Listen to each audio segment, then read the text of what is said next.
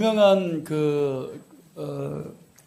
이야기가 있습니다. 이분의 말입니다. 이분의 말인데 누가 이런 너무나 멋진 이야기를 했는지 한번 들어보시겠습니까? 나에게는 너무나 많은 것이 주어졌다. 그렇기 때문에 나에게 어떤 것들이 없는지 생각하며 머뭇거릴 시간이 없다. 자, 명언이죠, 명언. 우리 이런 거를 명언이라고 말합니다. 자, 이런 명언을 누가 말했을까요? 여러분 사진 좀 보여드릴게요. 이분입니다. 누굴까요? 잘 모르시나요? 다음 사진. 자, 헬렌 켈러입니다. 헬렌 켈러.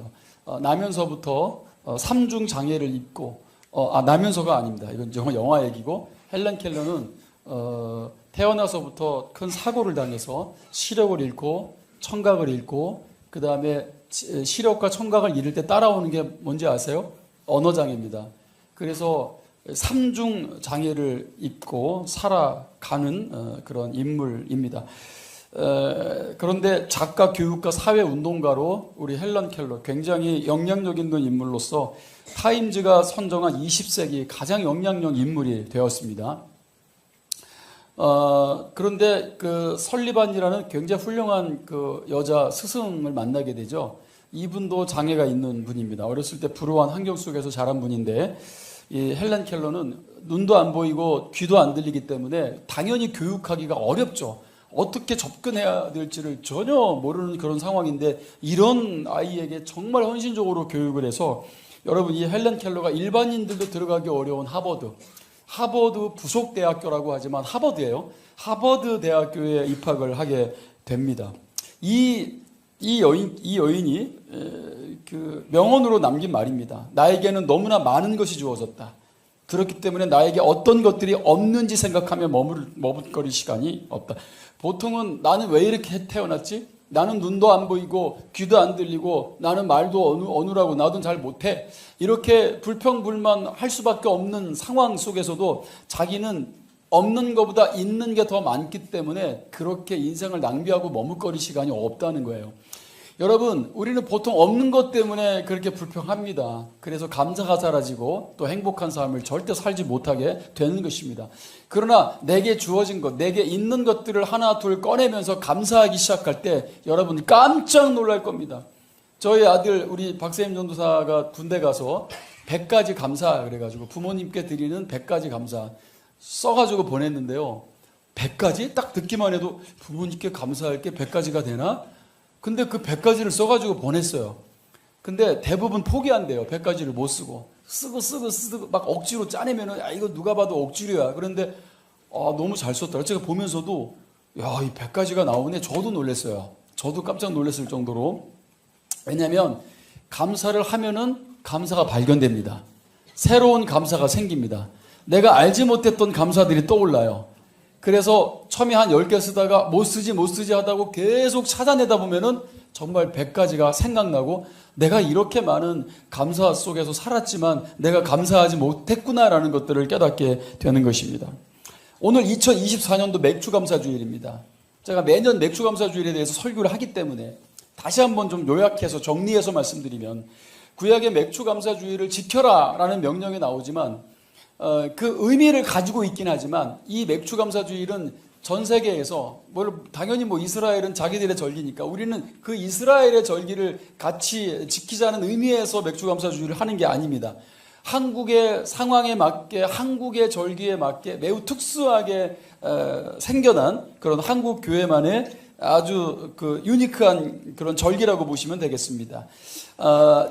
성경에는 77절, 맥추절, 오순절 이게 다 같은 날입니다. 같은 말이라는 거예요. 77절, 맥추절, 오순절. 이스라엘에서는 이스라엘 원력으로 5월에 그걸 지키고요. 제가 이스라엘에 3주 전에 4주 전에 있었잖아요. 그때 오순절을 지키려고 준비하고 있었던 그런 상황이었습니다. 그래서 통곡의 벽에 그렇게 까만 옷 입은 그 이스라엘 사람들 정통 유대인들이 엄청나게 몰려있는 그 영상, 사진 제가 보여드렸죠. 자, 우리나라에서 한국교회에서는 오순절, 성령강림절을 5월 셋째 주로 드렸습니다. 부활주일에서 계산해서 그게 오순절, 성령강림절로 이렇게 날짜가 나옵니다. 매년. 이게 한국교회 상황에 맞게 특별한 절기로 아마 재탄생한 절기라고 보면 되겠습니다. 성경의 맥추에서 맥은 우리가 보리라고 알고 있지만 실제로 성경상에서는 밀입니다. 밀의 추수. 당연히 여러분 구약에서는 보리 추수도 있지만 그 맥추절이라고 할 때는 보리가 아니고 밀입니다. 밀. 근데 우리가 보통 한자로서 맥 그러면은 보리맥을 떠오르지만 사실은 밀맥 같은 한자입니다. 그래서 밀가루를 말할 때는 소맥분, 소맥이라고 말하고 보리를 말할 때는 대맥 이렇게 표현을 하죠. 그래서 소맥, 대맥. 그래서 같은 한자를 쓰기 때문에 아마 거기서 성경을 번역하는 가운데 혼동이 오지 않았겠는가 생각이 됩니다. 한국에서는 아무튼 보리맥의 의미로 받아들여져서요. 1950년서부터 60년까지 6.25 동란 이후에 엄청난 가난한, 세계에서 제일 가난한 나라였다고 하죠. 세계에서. 정말 먹을 것이 없었어요.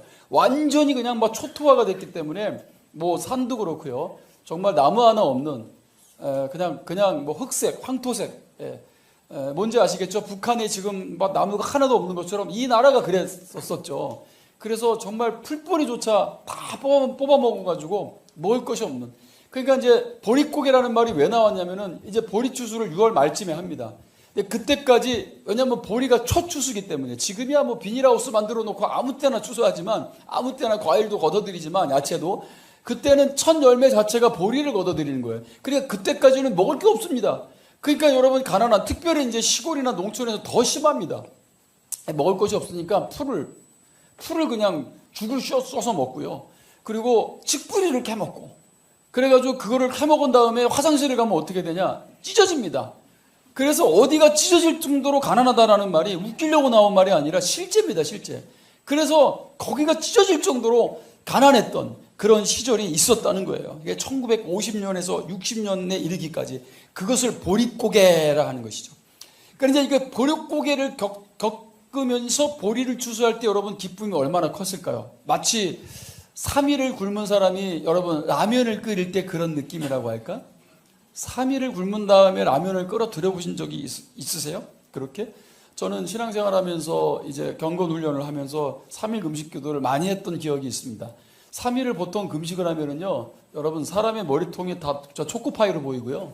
그냥 몸통아리가 다 통닭으로 보이고 막 그렇습니다. 예, 그냥 막 뭐라도 막 씹어 먹을 막 그런 상황에서 라면을 끓인다? 여러분 그런 상황 속에서 감사 기도가 안 나오면 그건 여러분 그런 가짜가 어디 있겠습니까? 네? 그건 불신자도 감사할 수밖에 없어요. 예? 먹는 거의 축복이 얼마나 큰지를 알게 되는 것이죠. 여러분 그것이 한 끼의 축복인 줄 믿습니다. 그러니 보릿고개를 겪던 사람이 보리를 추수할 때 그 얻었던 그 기쁨은 얼마나 컸을까요? 여러분 한국교회 당연히 가난했죠. 가난한 상황 속에서 저 북한에서도 신앙생활을 찾기 위해서 평양에 대부흥이 있었고요. 그렇지 않니 훨씬 북한애가 더 많았었어요. 그런데 여러분 6.25라는 것 때문에 여러분 또 신앙의 자유를 찾아서 그 이전에도 많은 사람이 남쪽으로 넘어왔어요. 왜냐하면 공산주의 정권이 들어서면서 신앙생활을 못하게 하니까 남한으로 많이 넘어오게 되고 그 북한의 열정적인 그 평양 대부흥을 경험하고 맛본 분들이 남한에 와서 교회를 또 세우게 되고 이제 한국 또 이 교회에 정말 기초와 뿌리가 되는 역할을 하셨던 분들이에요. 그분들이 다 이 보릿고개의 엄청난 가난함을 겪었던 그런 상황이었던 것이죠. 그러니 한국교회에 있어서 여러분 이 보릿고개, 이 맥주 감사주일은 아주 남다른 특별한 의미를 가져다 주었다는 것입니다, 여러분. 이런 감격과 기쁨과 감사가 없으시면 3일 금식을 한번 해보십시오. 정말 평생에 나는 2끼 이상 굶어본 적이 없습니다. 뭐 그렇게 말씀하시는 분들도 꽤 많고 우리 자녀들이 쟤네들이 무슨 이틀을 굶고 3일을 굶고 뭐 그랬겠습니까? 저는 실제로 먹을 게 없어가지고 저는 부유하게 살았던 사람이지만 아버지가 돌아가시고 쫄딱 망한 사람이기 때문에요. 극과 극을 다 경험했어요. 부자가 뭔지 정말 먹을 것이 없어가지고 배고픔이 뭔지까지도 경험하면서 자랐던 것입니다. 제가 뭐 얼굴만 멀쩡하지, 네? 오래됐어요. 네? 그래서 나름 새벽 종이 울렸네, 새 아침이 밝았네, 우리는 민족 중의 역사적 사명을 띠고 있다. 다 알아. 네? 네, 제가 다 경험했습니다. 저 어렸을 때 우리 또 박정희 대통령 또 총 맞았다고 막 라디오 막 나오고 기억이 납니다. 제가 이제 어렸을 때 이제 초등학교 때 그때는 국민학교였는데 다 기억이 납니다. 그러니 이제 그 베이비 부모 맨 마지막 세대입니다. 제가 이제 71년생인데 베이비붐 마지막 세대고 이 71년생이 인구가 대한민국에서 제일 많아요. 그러니까 우리 친구들이 제일 많다고. 그러니까 저한테 까부시면 안 돼요. 제가 제일 많이 동원을 시킬 수 있어요. 네? 여러분 인터넷 쳐보면은 우리나라에서 인구가 제일 많은 세대 그러면 71년생 딱 나옵니다. 그래서 저희는 군대도 못 갔어요. 그래서 멀쩡한 아이들 다 방위로, 왜냐면 현역에서 받아주질 못해가지고, 그래서 이제 전투방이라는 게 생겼어. 전투방이 현역을 못 가니까. 그러니까 저희 방위 나왔다고 무시하면 안 돼요. 예? 우리 스티븐 목사님 방위 나오셨거든요. 예? 뭐 메모나 뭐 외형 때문에 거기 간 게 아니에요, 여러분. 대한민국에서 국방부에서 받아주질 못했고 너무 많아가지고 지금이랑 정반대. 그러니까 한 반에 제가 아직도 기억납니다. 제 1학년 때 저희 반이 76명이었어요.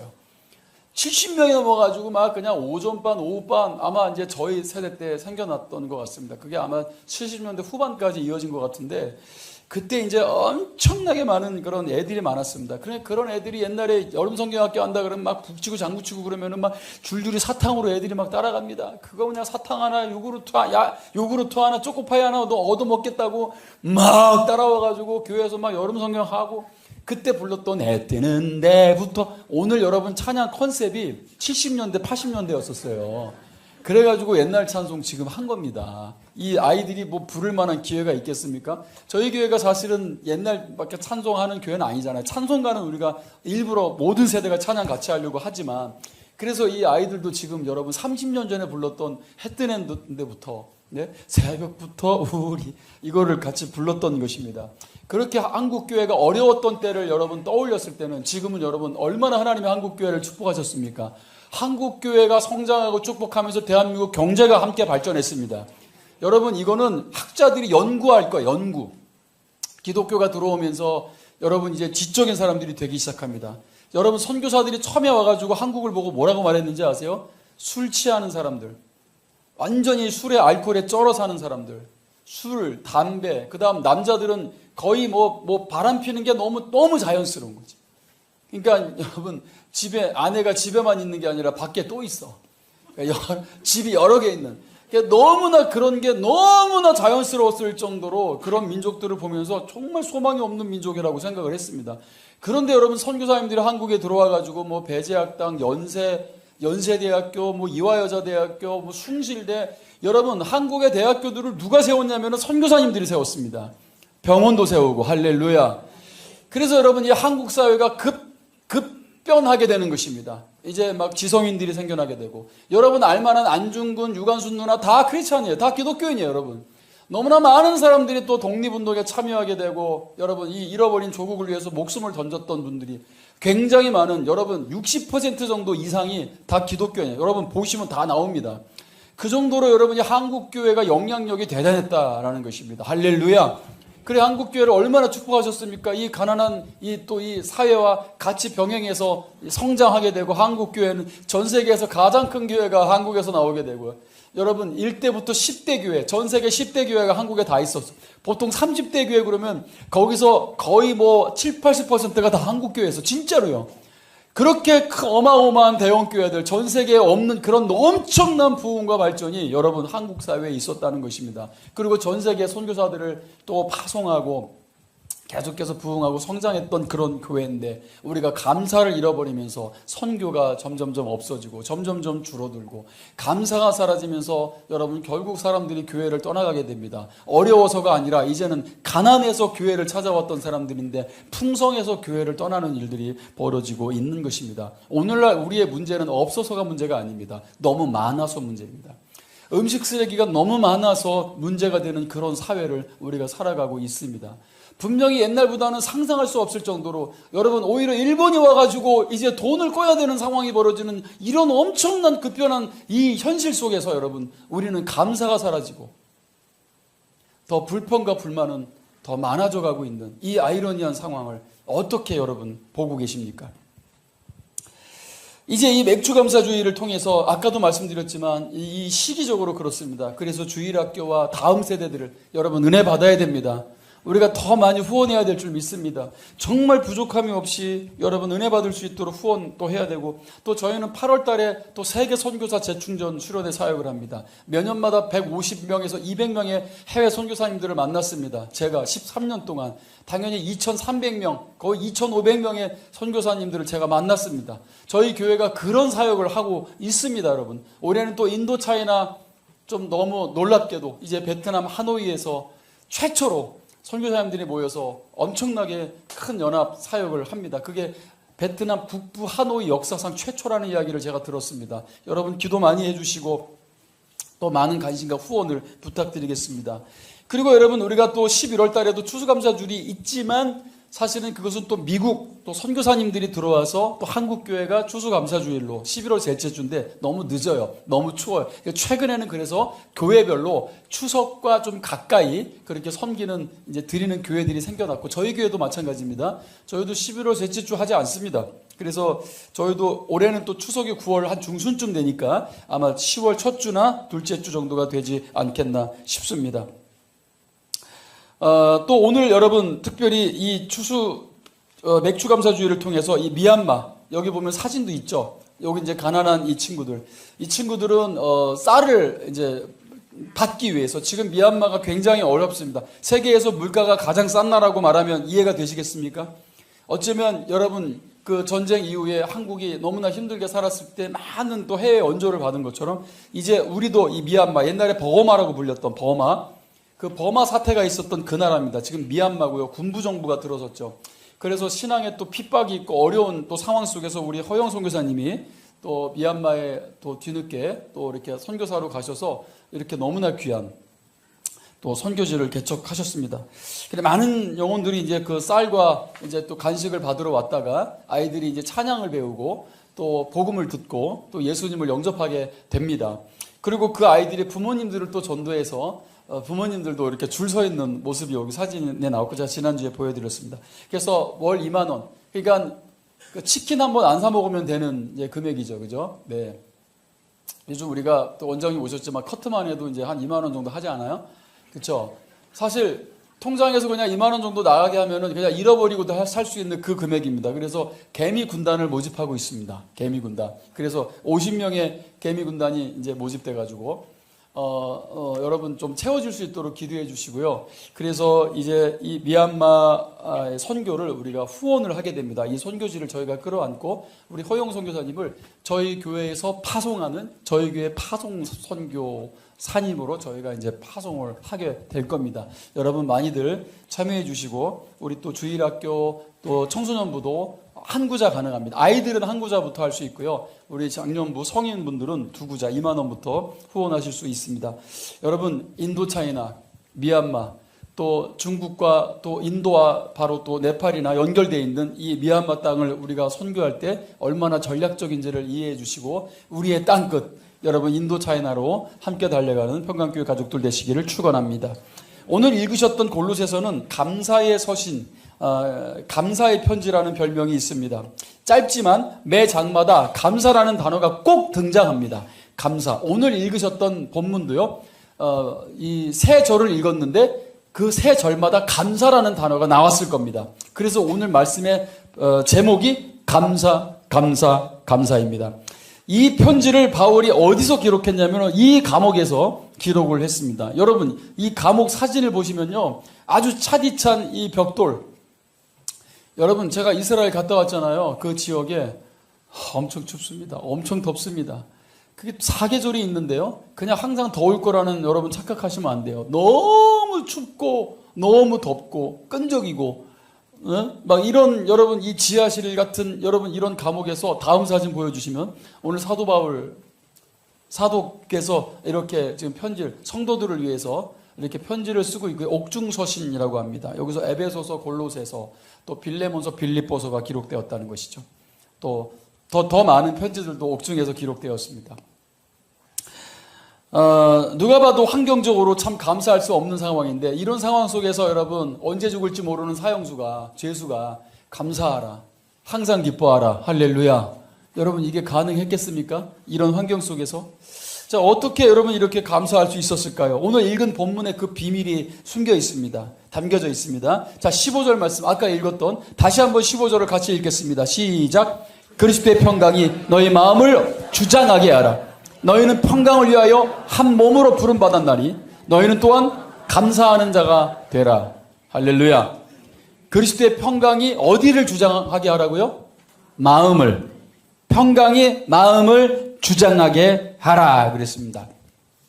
최근에 극장가의 인사이드 아웃이라는 애니메이션이 상영 중인데 제가 이제 그 1도 보고 이제 2도 봤습니다. 근데 그 굉장히 인기를 많이 끌었었습니다. 1. 그래서 제가 1 보러 갔을 때는 너무 피곤한데 거의 끌려가듯 가가지고요. 자느라고 제대로 못 봤고 이번에 2는 저희 딸이랑 또 가가지고 또 같이 봤습니다. 이게 보면은 사람의 감정을 이렇게 의인화해가지고요. 네. 보시면은 딱 나오시겠죠? 네. 여기 얘는 누가 봐도 슬픔이, 얘는 누가 봐도 기쁨이, 얘는 누가 봐도 버럭이, 얘는 누가 봐도 네? 약간 투덜거리는 느낌이죠? 네. 그래서 이제 이 감정들을 저렇게 이 한 주인공 아이의 이 감정 안에서 이제 얘네들이 이제 막 역할을 하는 겁니다. 누가 주도하느냐에 따라서 이제 이 아이의 태도가 이제 나오는 거예요. 얘가 막 기뻐할 때는 이제 기쁨이가 주도하는 거고, 막 투덜거릴 때는 투덜이가 주도하는 거고, 막 버럭거릴 때는 또 이제 버럭이가 주도하고.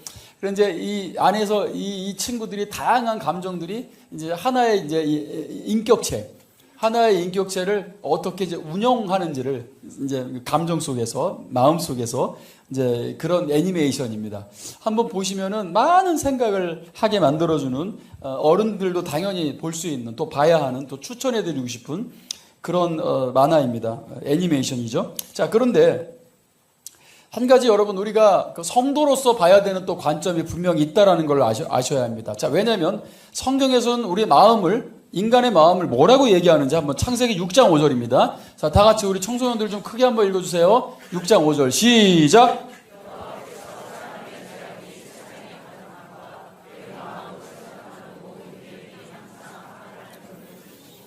자, 여러분 보시다시피 여기서는 사람의 마음, 사람의 죄악이 세상에 가득하고 그의 마음으로 생각하는 모든 계획이 항상 악할 뿐이다 라고 말씀하고 있는 것입니다. 여기서 마음과 그 생각하는 것, 마음과 생각을 구분하고 있죠. 자, 성경이 여러분 이 창세기가 언제 기록됐을까요, 여러분? 굉장히 오래전에 기록되었겠죠. 자, 그런데 오늘날 심리학에서도 마음과 생각을 구분합니다. 심리학에서 마음은 정서적인 측면으로 봅니다. 그래서 정서와 감정, 이것을 마음의 영역이라고 보고요. 생각은 인지적인 영역, 그러니까 논리나 문제 해결을 할 때 이 생각의 영역이라고 구분을 합니다. 자, 여러분, 마음으로 생각하는 모든 계획이 항상 악했다는 것은요, 인간이 항상 불량배 같고 깡패 같고 맨날 도둑질이나 하고 못된 짓을 하고, 자, 이걸 말하는 게 아니고요. 성경에서 악하다고 할 때는 그 악이라는 것은 하나님을 떠난 인간의 상태를 말하는 거예요. 하나님으로부터 분리된, 그래서 하나님의 통치를 받지 않는, 즉 자기 마음대로 살아가는 그런 상황이죠. 어떤 부분에서는 이 애니메이션에서 나오는 이 아이, 그 안에 전혀 성경적인 마인드가 없는 그 생각은 성경이 볼 때는 그것을 악하다고 보는 거예요. 아, 그 아이는 착한 아이인데요? 이렇게 말할 수는 있지만 우리가 왜 여러분 그것을 악이라고 말하냐면은 하나님을 떠난 인간은 하나님이 분리되어 있는 상태에서는 여러분 거긴 구원이 없기 때문에 그런 거예요. 진정한 생명이 없기 때문에 그런 것입니다. 세상을 떠도는, 허공을 떠도는 허무한 상태. 결국 죽을 수밖에 없는, 아니 이미 영적으로는 죽어있는 그런 상황이기 때문에 그런 것입니다. 자, 이런 상황 속에서 오늘 바울의 골로새서의 그리스도의 평강이 주장하게 하라. 뭘? 그 마음을 주장하게 하라. 여기서 주장이라는 게 브라비오라는 단어를 쓰고 있습니다. 헬라어로. 자, 이게 다스리고 결정하고 감독하게 하라 이런 뜻이 있습니다. 그러면 오늘 이 애니메이션에 보면은 보통 기쁨이가 이렇게 보통 리더 같고 보통 이렇게 주도하는 이제 그 주인공처럼 등장합니다. 기쁨이가. 그런데 성경적 관점으로 봤을 때는 굉장히 중요한 인물이 나와야 돼요. 만약에 이거를 기독교에서 만약에 애니메이션을 만들었다면은 그 마음의 전반적인 것들을 주도하고 감독하는 역할은 기쁨이가 하는 게 아니라 누가 해야 된다? 평강이가 해야 된다. 여러분 이해되시면 아멘 하세요. 왜냐하면 오늘 본문이 그리스도의 평강이 주장하게 하라, 브라비오하게 하라, 다스려라, 결정하고 감독, 이 모든 권한을 평강이 갖게 하라라는 것입니다. 그런데 여러분 그 애니메이션은 평강이 나오지 않으니까. 근데 그 평강이 무엇이냐? 인간의 마음과 심리 상태를 말하는 게 아니에요, 여러분. 그 평강은 하나님과 우리와의 관계로부터 주어지는 축복입니다. 이걸 여러분 히브리어로 샬롬, 헬라어로는 에이레네라고 이제 기록되어져 있습니다. 어쩌면 모든 좋은 뜻이 다 들어가 있는 엄청난 단어입니다. 먼저는 하나님과 화해된 상태, 행복, 평화, 복지, 기쁨, 안전, 안녕, 믿음, 평온, 뭐 이런 세상의 모든 좋은 뜻을 다 가지고 있는 단어가 바로 여러분 샬롬, 평강이에요. 이 평강이 우리 마음을 주장하게 하라, 감독하게 하라, 다스리게 하라라는 것이죠. 자, 그러면 여러분 이 샬롬과 반대되는 단어들이 뭔지 아십니까? 불안, 우울, 원망, 두려움, 허망, 짜증, 절망, 분열, 다툼, 미움. 만약에 이런 것들이 우리 안에서 주장하고 있다면 여러분 우리는 평강에게 그 주장, 그 권위를 주지 못하고 있기 때문에 그런 거예요. 그리스도의 평강이 지금 우리 마음 안에서 우리의 삶을, 우리의 모든 감정과 모든 생각의 영역을 주장하지 못하고 있기 때문에 여러분 이런 샬롬에 정반대되는 것들이 우리 인생을 자꾸 주도하려고 하기 때문에 여러분 불행한, 불안전한 그런 감정의 상태에 빠져들 수밖에 없는 것입니다. 하나님께서는 여러분들에게 평강을 주시기를 너무나 원하시는 분입니다. 여러분 그게 민수기 6장 26절 다 같이 한번 읽어보겠습니다. 시작. 여호와는 그 얼굴을 내게로 향하여 드사. 아멘. 하나님은 평강 주시기를 원하시는 분입니다. 아멘. 그리고 그 평강을 주셨다는 거예요. 부활하신 예수님이 여러분 제자들에게 다시 나타나셔서 뭐라고 말씀하신지 아세요? 오늘 요한복음에 호흡을 불어넣으시면서 평강이 있을지어다. 바로 예수님은 그 평강의 주인이시고 평강의 주체자이신 것입니다. 예수님은 그 자체로서 평강이세요. 할렐루야. 에덴 동산에 가득했던 것이 평강입니다. 그래서 그 평강을 기쁨으로 번역해서 에덴 동산, 기쁨의 동산으로 우리가 번역하고 있는 거예요. 결국 평강을 말하는 것입니다. 여러분 하나님의 나라도 천국에도 평강으로 가득한 곳인 것을 믿으시기를 축원합니다. 그 여러분 하나님께서는 우리에게 너무나도 평강을 주고 싶으셨던 것이죠. 그런데 죄 때문에 하나님과 우리와 여러분 원수된 상태에서 여러분 우리는 절대로 평강을 가질 수도 없고 평강을 누릴 수도 없는 상태에 있었다는 것입니다. 우리의 생각과 마음이 항상 악했기 때문에 그 평강을 소유하지 못했던 것이죠. 스스로의 노력으로는 평강을 가질 수 없으니 여러분 예수님께서 오셔서 십자가에서 우리의 모든 저주를 끊으시고 모든 죄를 끊으시고 그의 피로 정결하게 하셔서 하나님과 우리를 화해케 하셨다. 그래서 여러분 그 하나님과 우리의 관계 속에서 주어지는 축복이 평강입니다. 그 평강을 소유하십시오. 그 평강이 여러분의 마음을 주장하게 하시기를 축원합니다. 다시 한번 그리스도의 평강이 너의 마음을 주장하게 하라. 너희는 평강을 위하여 한 몸으로 부름받았다. 그럼 여기 모여있는 이 공동체, 한 몸 공동체는 바로 평강 공동체인 것입니다. 그래서 여러분 우리 교회 이름이 평강교회인 거예요. 평강교회. 그래서 결론은 뭐예요? 너희는 또한 감사하는 자가 되라 그랬습니다. 여러분 이 정말 상상할 수 없는 이 놀라운 축복 평강을 우리가 얻었으니 당연히 감사하는 자가 되어야 될 줄 믿습니다. 그럼 감사하지 않는다는 건 뭐예요? 평강의 지배를 받고 있지 않고 평강의 반대쪽에 있는 여러분 부정적인 것들의 그 마음 상태에 여전히 어두움의 감옥에 갇혀 있기 때문에요. 감사가 없는 겁니다.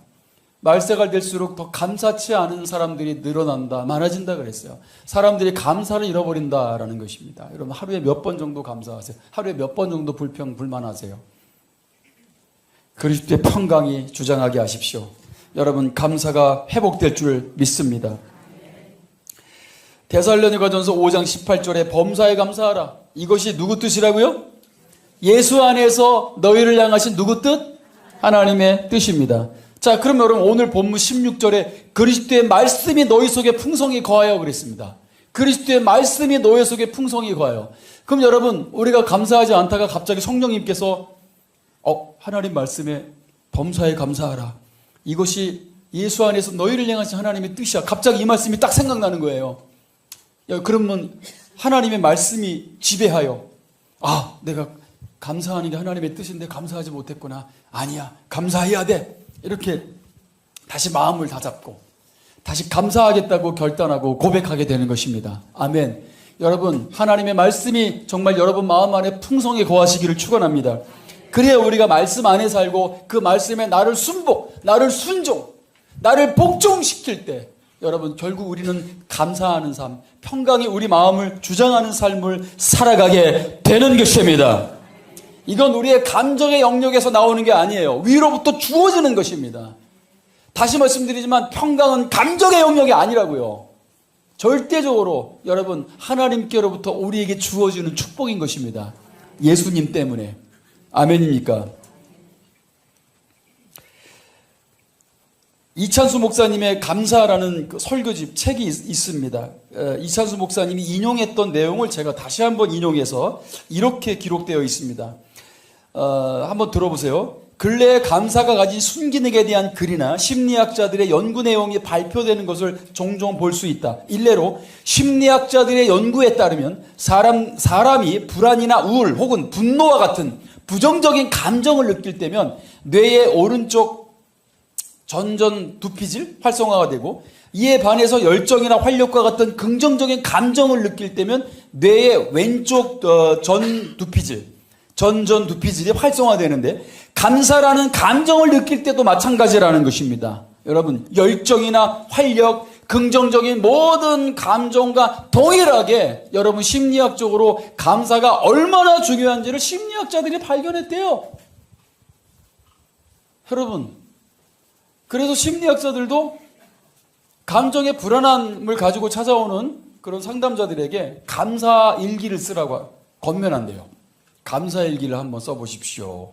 감사 노트를 한번 써보십시오. 자, 그런데 여러분, 이건 심리학이 아니라 하나님의 뜻이 우리가 감사하는 것입니다. 즉, 심리학자들이 이렇게 찾아내고 발견한 거죠. 발명한 건 아니죠. 그거를 발명하신 분은 하나님이십니다.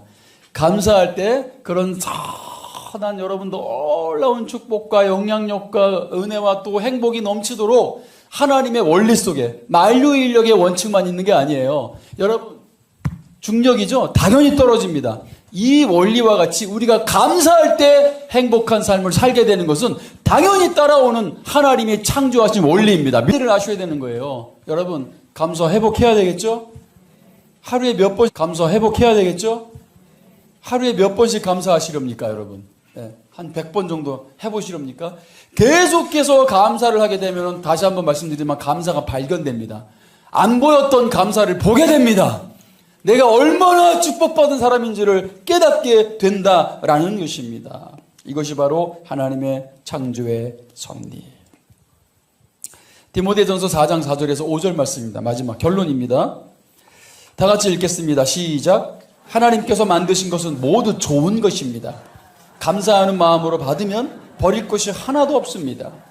왜냐하면 하나님의 말씀과 기도로 아멘. 여러분, 강단에서 선포되는 말씀도 감사함으로 받으면 얼마나 좋은 것인지를 알아야 합니다. 여러분, 다 진리이고 생명의 말씀인 줄 믿습니다. 저 말씀은 또 왜 저렇게 하는 거야? 왜 저렇게 하는 거야? 의도가 뭐야? 도대체 무슨 의도야? 자꾸 이렇게 꼬아가지고 자꾸 부정적으로 이렇게 보려고 하시는 분들이 계십니다. 여러분, 그래도 인천평강교회는 신뢰받는 교회니까 여러분 의심하지 마시고, 여러분, 이 말씀이 생명이고 이 말씀이 좋은 것이라는 것이죠. 우리가 마음으로 받으면 버릴 것이 하나가 없고, 왜냐하면 그 이유를 설명해 주죠. 하나님의 말씀과 기도로 이 모든 것들이 다 거룩해지기 때문에 그런 것입니다. 여러분, 우리 청소년들도 여러분 선포되는 말씀을 기쁨으로 받으십시오. 버릴 것이 하나도 없다. 감사함으로 받으십시오. 말씀과 기도로 거룩해지기 때문에 그런 거예요. 우리의 삶에 놀라운 변화가 나타날 줄 믿습니다. 듣기 싫어? 조용해? 하지마? 말하지마? 여러분, 이런 행동하지 마시고 하나님의 말씀을 감사함으로 기꺼이 받으시기를 축원합니다. 우리의 삶에 놀라운 유익함이 반드시 찾아오게 될 것입니다. 유대인의 글 탈무드 글을 소개해드리고 영상을 하나 보여드리겠습니다. 세상에서 가장 현명한 사람은 항상 배우는 사람이요, 세상에서 가장 강한 사람은 자기를 이기는 사람이며, 세상에서 가장 행복한 사람은 모든 일에 감사하는 사람입니다. 감사가 없이는 행복할 수도 없는 것입니다. 여러분, 맥주감사주일 첫 열매로 하나님 감사함을 통해서 여러분의 삶에 감사가 회복되고 놀라운 기적 같은 삶이 새롭게 시작되는 새로운 시즌을 맛보는, 오늘 이제 전반기가 다 지났습니다. 2024년도 후반기에 놀라운 새로운 시즌을 경험하는 평강의 모든 가족들 되시기를 축원합니다.